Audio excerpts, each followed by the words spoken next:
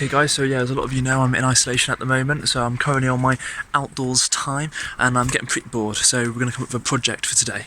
So I was walking along and I suddenly noticed this bird box, which I guess my dad put in whilst I've been away at uni. We've also got another one over there, and this got me thinking, right, we used to keep pet chickens and we used to keep them just here in the gardening patch, but actually, like, what would have happened in the old days, like this sort of time where people need food? They'd have like hunted the chickens. So it's getting, you know, the sun's starting to go down, but we've got a few hours left. I'm thinking like, if we could make a way of hunting chickens and hunting poultry in general. Okay, so I've been thinking about what I'm going to need for this project, resources wise. I'm thinking wood, I guess string or something like this to catch birds. And those are the main two real ingredients I feel that are going to go into this ambiance per se. We've got plenty of that, so let's go find some. Okay, so step one is get some wood. I just found this tree here and I just sort of lopped it off. Mum and Dad aren't back for another couple of hours, so I'm sure it will grow back in time by then, and we'll just hide the evidence of this stuff. But I'm sure we can find some good foliage, or exfoliage might I say. Okay, so now I need to just take off all the leafy bits and everything like that, so I guess we'll just, that'll do it. Which end's better? This one, if you take that bit off as well. Fantastic, right, we've got that. That's dead. Right, that'll do, I'll sort that out later. Flexibility test is fairly, for bow and arrow type thing. It's more, but it's gonna snap. It's like, it's a bit bendy. Okay, so as you can see, I've been doing this test quite a bit, and they're quite snappy. They like to snap the sticks, but what I am thinking is I could use lots of them and tape them together to make one stronger stick.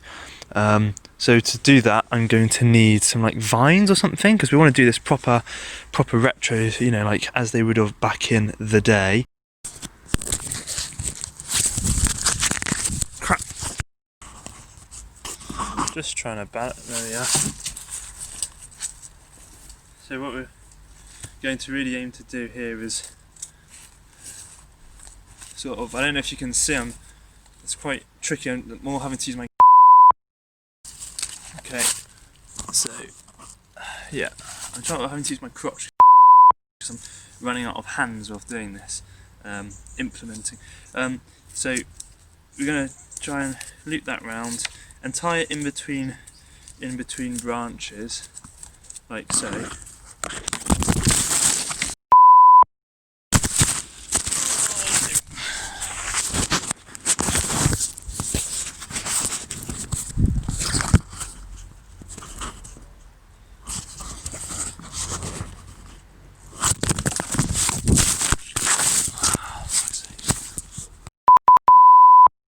Okay, it's very hard getting the camera to stay, but I'm also just checking that they're flexible and not going to snap, because that one looks, together they look quite, they've got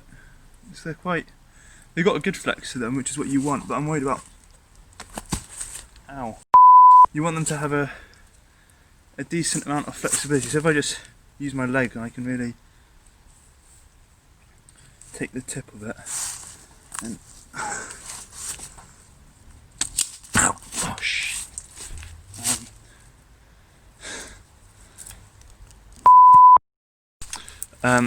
so it snapped. It's a long story short. Actually, it's quite a short story. I stood on it and it snapped and pinged me in the face. Okay, back to the drawing board. To be honest, it's getting quite dark, so it was too much hassle filming and me videoing, so I've come up with this design.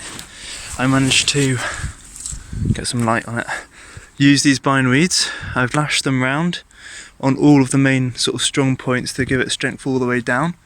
I found these other twigs, which are actually quite good, not twigs, sticks. They're quite flexible, as you can see, and it seems to be working. It seems to have good, you know, and it seems quite strong, and it's held together well. So what I've just done, I've just been doing this because as well I was going to tied some string just on the top here, so that should keep it nice and tight. Good. we have a bow-ish, need about, or a fishing rod even, per se. I don't know about how Anglo-Saxons used fishing, but I'm sure that they wouldn't have been opposed to fish. I don't see why they'd have opposed fish in their diets. Quite a gluttonous fish. Anyway, Greg tip. The snapped wood that failed on your first attempt at the bow, you can actually double that and use it as arrows, as you will see now. Now, I don't have an arrowhead or anything like that to use, which they'd have used, but I have got my little multi-tool, so it's a bit seized up, because I think last time I was using it to crabbing and I smashed some limpet's head in, and now it's a bit seized up. But it's got a little knife bit on it here, so I've got a twig, and I'm thinking we can make a nice attachment. I know a lot of you are going to start freaking out. You're like, Greg, you've got a knife, be careful, it's sharp. Honestly, it's fine. I'm on my own, it's fine. It's fine, okay? So I'm going to just cut a nook in here on the top of it, and that will go in the string, and then we'll have to fire arrows, right?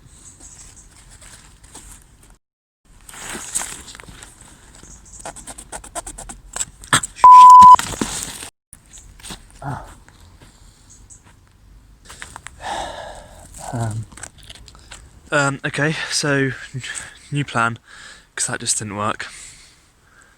Clearly, I'm gonna get the sticks. I'm just gonna walk over here, and we're going to take these down, and we'll cut it down there. We've got somewhere to sit on.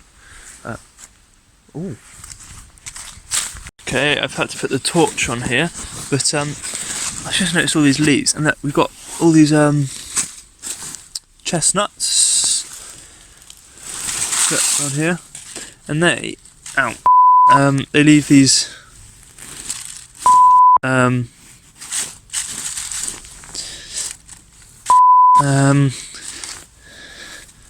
we go, these little spiky shells things, and so we'll use some of these, right, and we'll put these on the end of the arrows, and then it'll be like sick, cool,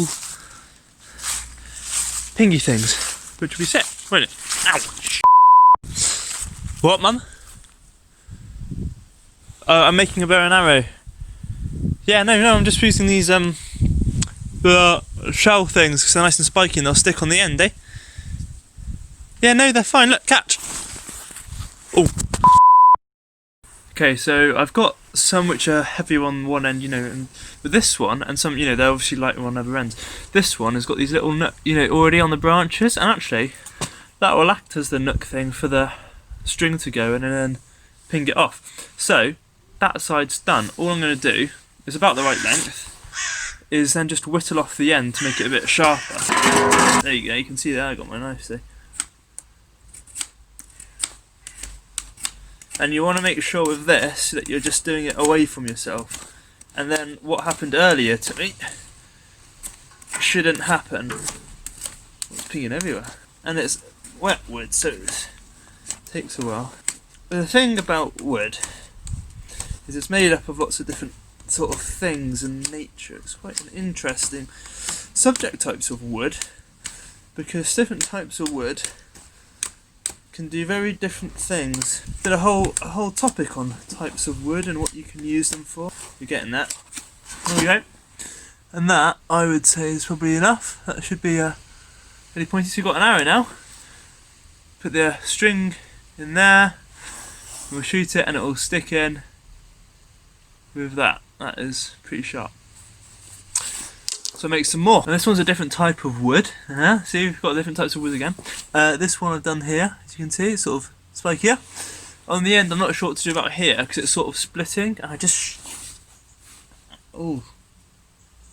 stabbed myself out. 1 second. Nothing but a flesh wound. Anyway, I need to make a nook on this one. So I don't know how to do that because I did say to you earlier, don't cut towards yourself, kids. But as you can see, don't try this at home because this could go, has the potential to go very wrong.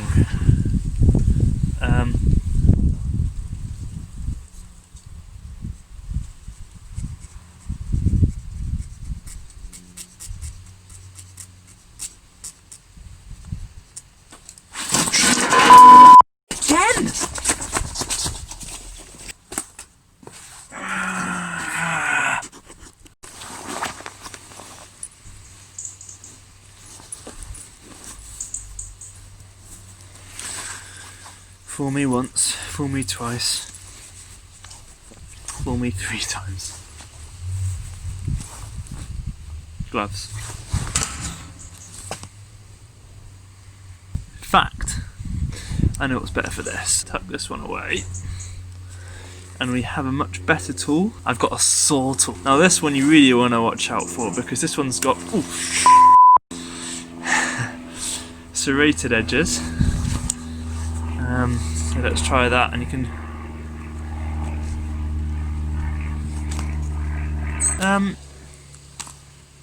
this isn't going as well as I hoped. Okay, back to the other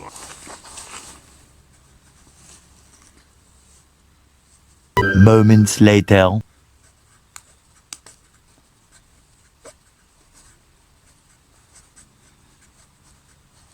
More moments later.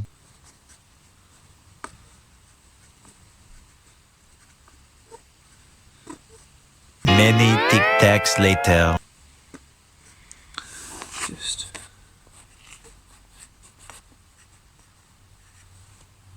A little longer than a few minutes later.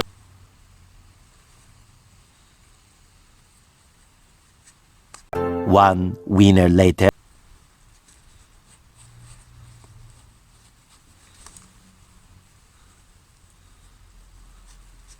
"16 paranoia-filled days later."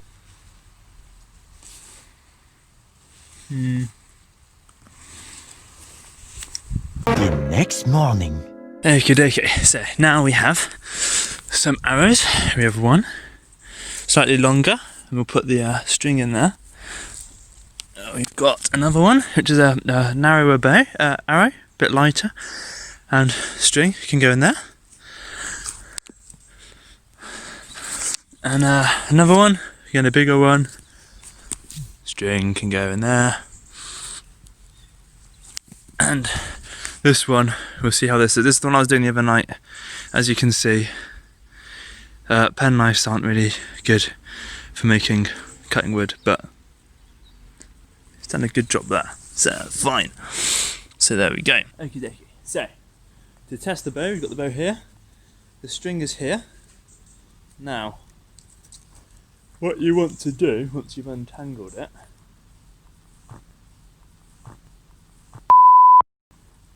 is you have to make a little new sort of like ring in it, and you leave it like this so it's not going to lose its power because you don't want it to be bent all the time. So what we do is then we'll put that over one of the ends like so.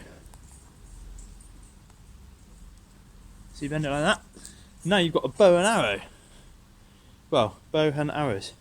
It's got a cool little funky bit here which I could cut off, but I think it looks sick, so I'm not going to do that. So now we're ready to shoot arrows. So first round, go for the smaller one.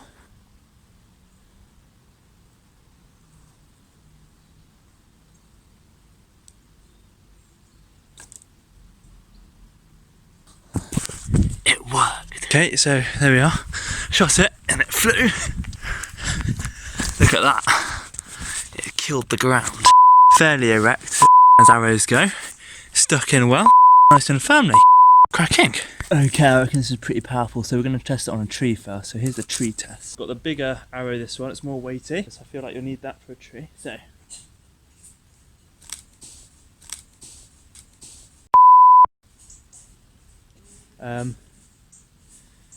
That didn't go so well. Okay, we're going to try that again. With a smaller one, I reckon the smaller ones will work better. A bit more powerful. Here we go. Oh, my arrows are falling down. Okay, there's that. And you line it up. Oh, actually stuck in the tree for a bit. And then it fell out. That sort of worked. POV angle from the arrow and ka-chunk. You made a hole in the tree. That's just how powerful and dangerous this is as a weapon.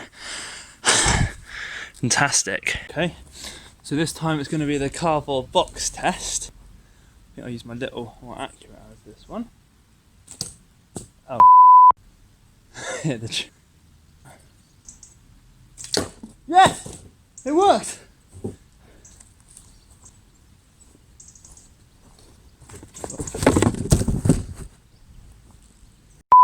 So for this one, what I'm going to do is I'm going to try and do, back in the day, they'd put it like this, and then they might try and get like a sitting down shot. So what I'm thinking, I think it'll be fine, because if I just... I've got a bit muddy from sitting on the floor, so I'm not going to do that anymore. What I'm going to do now is I'm going to go for the ultimate sort of show-off shot. I've got my cardboard box here, which I hit earlier, made the nice little hole.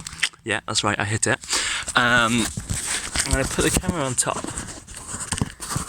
and I'm going to see if I can, you know, you can see then what it would have been like having one of these arrows coming at you. Hopefully I won't hit the camera. Should be fine. I can't see what could go wrong. No, it'd be fine. Don't move. So this would have been like when they shot apples off of, in fact, just so happens I have an apple. I shall put just here. Right, don't move your head. Oh dear. And it's at this point, if I was any good at archery, I'd have said, look, I did hit the apple. That wasn't right. I think I'll finish off with a flourish of shots. So we've got this one.